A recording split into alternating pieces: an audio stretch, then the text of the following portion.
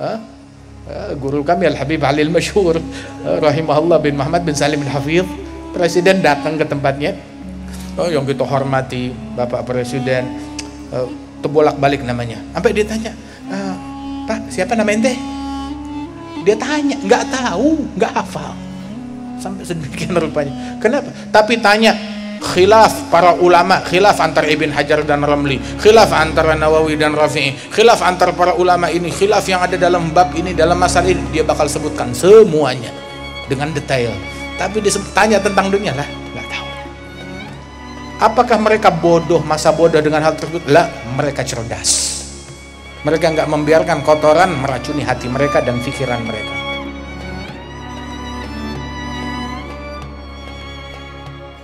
Ketahuilah bahwasanya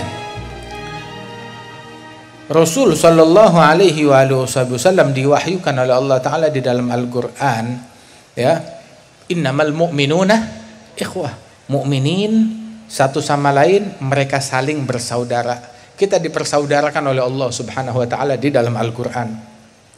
Seandainya ada satu anak, ya, dia ribut satu sama lain, tahu-tahu abahnya bilang, sudah, jangan saling ribut, lupakan semuanya. Demi ayahnya, ya udahlah, kita akur, lupakan perbedaan kita. Dan ini sekarang Rasulullah Sallallahu Alaihi Wasallam ngajarkan kepada kita untuk tidak saling berselisih satu sama lain. La tahasadu, la tabaghadu, la tadabaru. Jangan saling membenci, jangan saling mendengki satu sama lain. Mau dikemanakan hadisnya Nabi Muhammad Sallallahu Alaihi Wasallam? Allah Ta'ala berfirman, wala tanaza'u fatafshalu. Jangan kalian saling berselisih, nanti kalian akan gagal. Jangan saling berselisih, nanti kalian akan gagal. Kita baca managib guru-guru kita, ulama kita.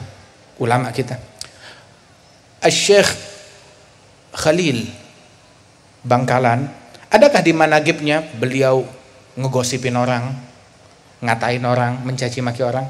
Tidak ada. Dalam managib Sunan Ampel, ada gak disebut Sunan Ampel mencaci maki orang, gosipin orang, memprovokasi orang? Tidak ada. Dalam managib riwayat hidup As-Sayyid Alwi bin Abbas Al-Maliki, Sayyid Muhammad bin Alwi Al-Maliki, Sayyid Abbas, adakah mereka ini tukang gosip orang? Wah, ini tukang gosip, tukang maki, tukang caci. Adakah? Lah. Dalam managibnya Syekh Ismail, adakah mereka tukang maki, tukang caci, tukang gosip? Tidak ada. Begitu juga di dalam managib para ulama-ulama yang lain. Managibnya Kiai Hamid dan juga para ulama lainnya. Mereka persis seperti apa yang disampaikan oleh Al-Imam Al-Allamah Al-Arif Billah Al-Habib Abdullah bin Husain Balfaqih. Al-Imam Abdullah bin Husain Balfaqih, beliau bilang, wafatani min khiyarin nas kam rajulin ma faraga dzikra tulal umri wal kutuba. Saya kehilangan manusia-manusia agung, manusia mulia.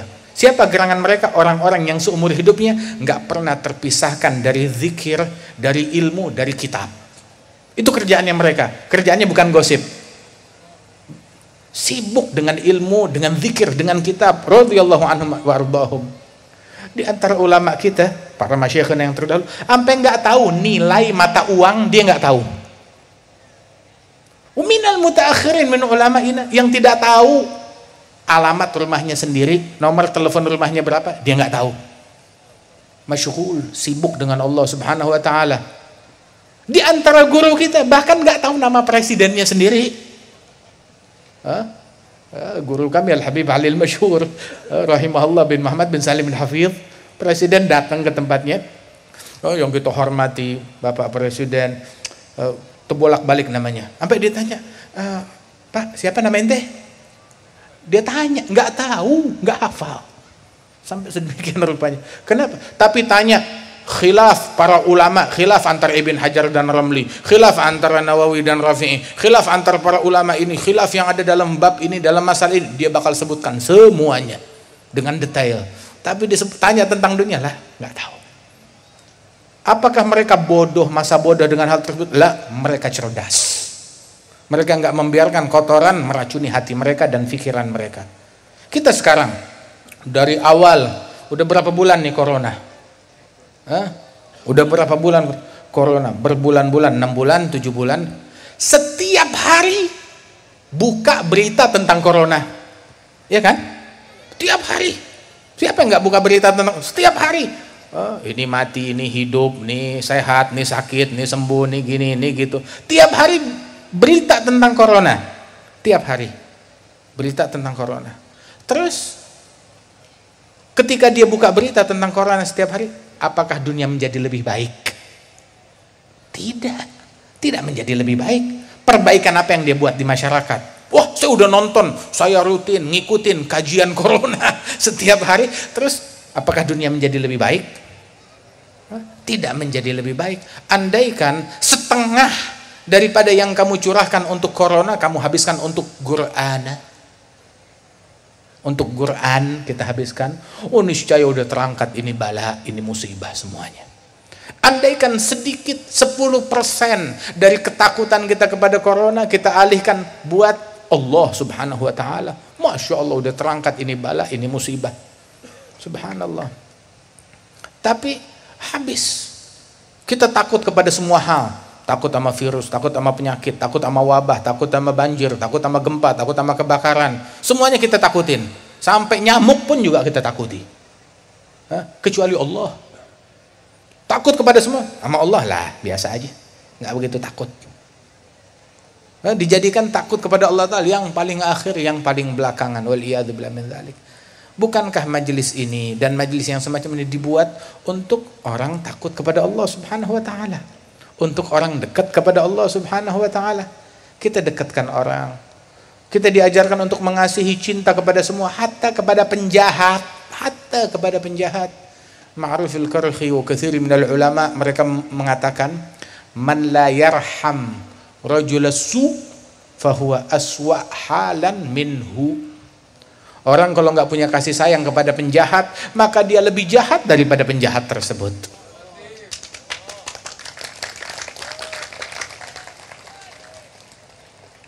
Terus ketika orang menuduh, wah itu penjahat, itu penjahat.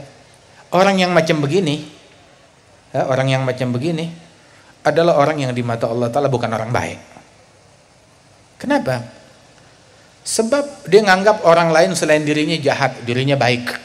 Menganggap dirinya lebih baik daripada orang lain. Anggap ini nunjuk itu jahat, itu jahat, itu jahat. Sahabat Rasulullah SAW, Gal ibn Abi Mulaikah, ada dalam Ta'liq al-Bukhari, itu disebutkan bahwasanya Gal ibn Abi Mulaikah adraktu 30 min ashabi Rasulullah SAW. Ibn Abi Mulaikah bilang, saya jumpa 30 sahabat Rasulullah, saya ngalami mereka, saya jumpa dengan mereka, saya melihat keadaan mereka, saya berguru kepada mereka, 30 dari sahabatnya Rasulullah. Dan ketika saya temuin, semua sahabat ini punya persamaan, tawadhu, menganggap diri mereka paling hina, paling rendah. Tidak ada satupun menganggap diri mereka itu selamat dari sifat kemunafikan. Nganggap dirinya, saya ini jangan-jangan ada sifat munafik, ada kekurangan, ada kecacatan. Dan semua sahabatnya Rasulullah yang saya jumpai nganggap dirinya itu, tidak menganggap dirinya selamat dari nifak, ucapan mereka. Beda dengan orang sekarang. Oh, ada munafik, ada kafir, ada musyrik, ada ngasih label. Yang mukmin cuma saya doang, surga saya sendirian. Nggak tahu surganya siapa dia tinggal. Waliyadzubillah min dzalik. Wala tanabazu bil algab. Jangan kita suka memberikan label, melabelkan orang lain, ini munafik, ini kafir, ini tidak. Kita sampai guru kami, guru-guru kita selalu berucap, di antaranya Habib Umar bin Hafidh wa katsir min ulama syuyukhina, mereka selalu berucap, kalau Allah Ta'ala buka ya kesalahan saya, mungkin gak ada orang yang mau salaman sama saya. Mungkin orang bakal meludah kalau ngelihat saya. Semuanya begitu beranggapan dirinya. Sampai dibilang para sholihin, tawadhu'nya mereka, kalau mereka bisa jalan di dalam bumi, mereka jalan di dalam bumi. Nggak merasa dirinya layak berjalan di atas permukaan bumi. Tawadhu'nya mereka. Ibadur rahmanil ladzina yamshuna 'alal ardi hauna wa idza khatabahumul jahilun qalu salama. Kalau ada orang jahil berbicara dengan mereka, menuduh mereka, memaki mereka, apa ditanggapin? Tanggapinnya satu, salam, damai, damai, salam. Tidak mudah terpancing, tidak mudah terprovokasi. Dan kita orang Islam harusnya begitu, jangan mudah terprovokasi, terpancing dengan ajakan apapun. Diajak ini sedikit, ayo, ayo, ayo. Nabi Shallallahu Alaihi Wasallam dipancing. Di situ ada Abi Hurairah. Ada satu sahabat bilang, ya Rasulullah, inna dausan asad wa abad. Ya Rasulullah, Daus, suku Daus, sukunya Abu Hurairah tidak mau beriman. Mereka melanggar, mereka maksiat, mereka menolak keimanan. Ud'u alaihim, sumpahi mereka. Maka Nabi Muhammad tahu apa yang beliau lakukan? Diangkat tangan. Abu Hurairah udah ketakutan, wah, umatku kalau disumpahin hancur, binasa. Tapi ini Nabi Muhammad nggak perlu diajarin, Nabi ngajarin kita. Dipancing, diprovokasi, sumpahi suku Daus yang udah bermaksiat, melanggar, menolak beriman, sumpahi. Nabi angkat tangan, Allahumma hdi Dausan wa'tini bihim muslimin. Ya Allah, beri hidayat kepada suku Daus, datangkan mereka kepadaku dalam keadaan Islam. Didoakan oleh Rasulullah Sallallahu Alaihi Wasallam. Jangan mudah terpancing dan terprovokasi. Rasul Sallallahu Alaihi Wasallam, beliau pun juga berapa banyak orang menyebutkan tentang provokasi dan ajakan tersebut kerjaannya siapa? Itu kerjaannya syaitan. Teladan kita dalam dakwah Nabi bukan syaitan. Allah Ta'ala berfirman, innama yuridu syaitan ayyugi'a bainakumul adawata wal baghdha. Misinya syaitan menempatkan di tengah-tengah kalian permusuhan dan kebencian. Itu misinya syaitan. Dia bawa hal untuk bawa permusuhan, untuk bawa kebencian. Itu kerjaannya syaitan. Itu dakwahnya syaitan, bukan dakwahnya Nabi Muhammad Sallallahu Alaihi Wasallam. Sehingga Rasulullah menyebutkan dalam hadis, inna syaitan gad aisa ayya'budahul musallun fi jaziratul Arab fa in yatma' fi syai'in fa fi tahrish bainahum. Syaitan udah putus asa, nggak ada harapan untuk disembah lagi di jaziratul Arab secara khusus. Dan di tempat-tempat lain dia putus asa, nggak berharap untuk disembah, nggak ada harapan. Maka dia kerahkan tipu dayanya, berganti misi, ganti misi lain. Misinya sekarang bukan untuk disembah lagi. Orang Islam, apalagi selama dia sholat, nggak bakal nyembah syaitan. Nah terus sekarang syaitan ganti misi. Dia kerahkan daya upayanya untuk bukan membuat orang nyembah dia, itu sia-sia. Tapi dia jadikan orang untuk dia tahrish antara umat. Membuat mereka saling benci, saling dengki, saling bermusuhan, saling mencaci, saling memaki. Nah itu yang dia lakukan. Dan itu yang terjadi.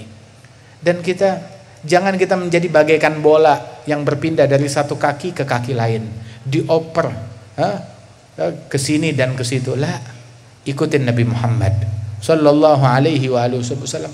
Apa yang udah dibawa oleh para guru-guru kita, leluhur kita, dengan sanad mereka yang jelas, itu udah yang paling terbaik. Jangan kita tinggalkan untuk sesuatu, oh kayaknya ini bagus, kayaknya ini banyak pengikut, kayaknya ini populer, kayaknya ini jadi trending topik. Jangan kita termakan. Ahsan jihad adalah kesibukan kita sekarang ini nih, di zaman sekarang ini, jihad yang sebenarnya ini nih, ada jihad fisabilillah, dengan ilmu, dengan dakwah, dengan ta'allum, dengan ta'lim, yang mengatakan bahwasanya perjalanan menuntut ilmu, belajar, hadir majlis itu bukan fisabilillah, faqad naqasa syai' min aqlih. Berarti akalnya ada yang kurang, ada kecacatan di dalam akalnya, sebagaimana diungkapkan oleh para sahabat Rasulullah Sallallahu Alaihi Wasallam. Dan karenanya itu, ayo, alhamdulillah, mudah-mudahan majelis ini tetap langgeng, tetap dijaga oleh Allah Subhanahu Wa Taala, tetap makmur insyaallah. Dan mari ajak orang untuk hadir majlis yang semacam ini, tarik orang untuk hadir majlis yang semacam ini. Enggak semua orang kenal majlis semacam ini, tapi lihat, kita hadir majlis ini merasa damai, alhamdulillah, Di majlis ini wala kita ngatain orang, kita nggak dengar cacian, nggak dengar makian, nggak dengar ini, nggak dengar itu. Alhamdulillah. Yang kita sebut tentang Nabi Muhammad, tentang akhlaknya Nabi, tentang ajarannya Rasulullah. Kita nggak ngajarin orang untuk membenci, untuk mendengki. Kita ngajarin semua orang untuk saling mencintai, saling mengasihi, saling membantu, saling menolong, saling menghargai, saling menghormati. Jadilah kita yang terdepan dalam barisan tersebut, barisannya Nabi Muhammad sallallahu alaihi wasallam. Insyaallah mereka yang punya jasa di dalam terlaksananya majlis ini Allah Ta'ala berikan keberkahan, bil khusus Kiai Haji Hasan Kiai Haji Hasan Jauhari, Hasan Muayyad Jauhari. Allah Ta'ala berikan kesehatan, keberkahan kepada beliau, keluarga besar beliau, putra putri, anak cucu, mantu beliau, dan juga para habaib kita, para kiai kita, para tuan guru, para masyayikh, para tokoh masyarakat, para tokoh pemerintahan, semuanya Allah Ta'ala berikan keberkahan.